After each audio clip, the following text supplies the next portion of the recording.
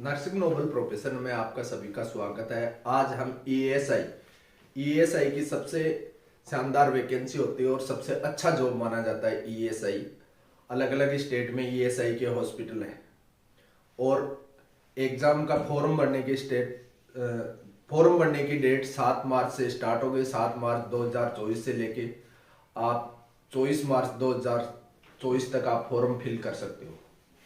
इसके बाद में आपको 7 डे का 24 मार्च के बाद में 7 डे का करेक्शन करने का आपको ऑप्शन मिलेगा, जो भी आपकी गलती है। सबसे इंपॉर्टेंट ईएसआई ने एक चीज मांगी है कि आपकी 10 डेज ओल्ड फोटो होनी चाहिए, उस पर नाम लिखा हुआ होना चाहिए और प्रॉपर फेस होना चाहिए, जिसमें फेस का मतलब हो गया आपके दोनों कान दिखाई देने चाहिए, दोनों ईयर दिखाई देने चाहिए, एकदम प्रॉपर फोटो होनी चाहिए। देन आपकी एग्जाम की डेट है 7/7/2024। लगभग आपको 3 महीने से टाइम मिल रहा है इसके लिए। इस दौर में अभी काफी एग्जाम है, नॉरसेट की है, एसडीपीजीआई की है, यूपीएमएस की है और उसके बाद में सबके बाद में ईएसआई का है। ईएसआई ने अपना सिलेबस डाला है। इसने अपना सिलेबस में ये डाला है जो नर्सिंग के मेन सब्जेक्ट है उसी पे फोकस किया है। ईएसआई का पैटर्न यही रहता है, लेकिन यूपीएससी एग्जाम करवा रही है तो यूपीएससी अपना एग्जाम का थोड़ा सा लेवल होता है। यूपीएससी अपने लेवल का मतलब ये हो गया कि 30 से 35% तो सिलेबस से डायरेक्ट टू क्वेश्चन आएंगे, जैसे फंडामेंटल ओबीजी है और फंडामेंटल ओबीजी एमएसएन है, इनसे। बाकी रिसर्च मैनेजमेंट से भी फिर ये मल्टीपल भी क्वेश्चन पूछता है। ईएसआई का ये खूबसूरती है कि ये मल्टीपल क्वेश्चन भी बीच बीच में पूछता रहता है। न्यू क्वेश्चन जो आज तक हम सिंड्रोम पढ़े थे, न्यू टर्मिनोलॉजी पढ़ रहे थे, वो कहाँ काम में आएगी? वो आएगी ईएसआई के काम में। ईएसआई में आपको ये चीजें देखने को मिलेंगी। दूसरी चीज, ईएसआई ने कहीं भी ये जिक्र नहीं किया कि करंट अफेयर हम आपको पूछेंगे एग्जाम में, तो कहीं अभी तक जिक्र नहीं है। मेरे हिसाब से ये पूछेंगे भी नहीं, करंट अफेयर नहीं पूछना चाहिए। देन करंट मेन सब्जेक्ट पे हमारे को फोकस रखना है।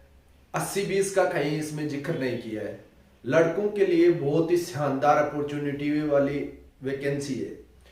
अब रही जीएनएम बीएससी वाले को एक्सपीरियंस चाहिए या नहीं चाहिए।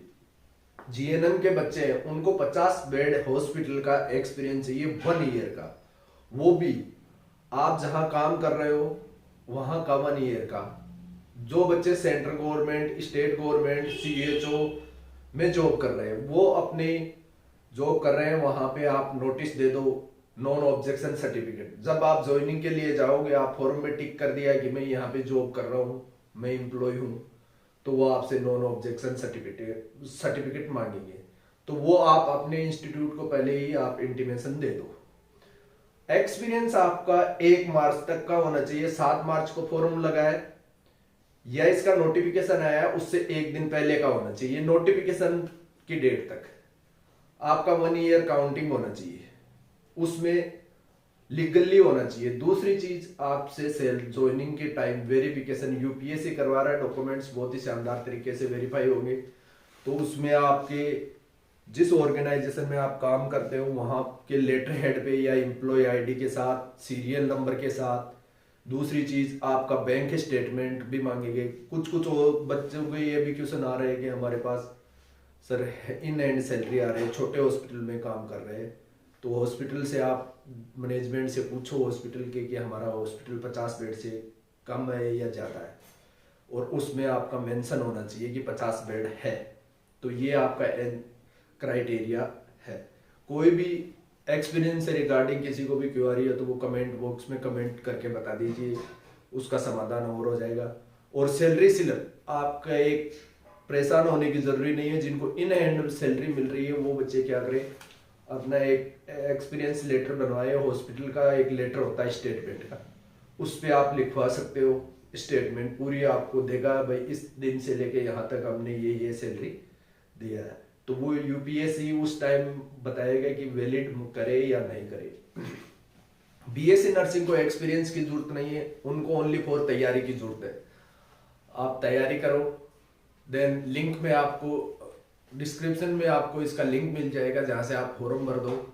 फॉर्म भर को अच्छे से, फॉर्म में कोई गलती नहीं करनी है। मेन फोकस फोटो पे किया गया है। फोटो का साइज, फेस, नेम, ये सारी चीजें इसके अंदर मेंशन होनी चाहिए। इन्फॉर्मेशन अच्छी लगी तो चैनल को लाइक करें।